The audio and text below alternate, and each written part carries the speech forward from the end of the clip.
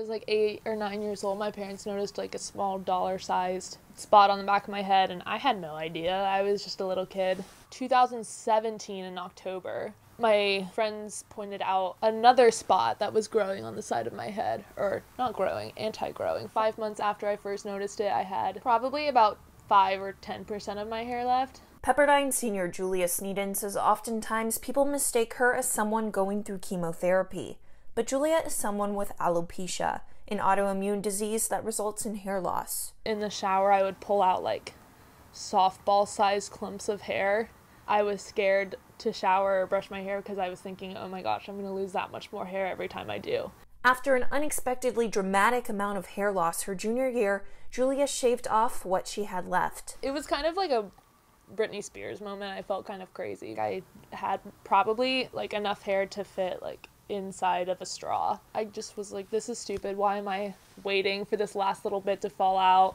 I'm just gonna like cut it off and, you know, be my own person, let myself choose when that's gonna happen. Her best friends were quick to be by her side and support someone they admire so much. She puts her heart and soul into 100% of her relationships and just cares about people so genuinely. Although Julia is perfectly fine rocking the bald look, she owns 4 wigs, and one of them is even her alter ego. Roxy's my alter ego with the purple wig. When she comes out, it's another level.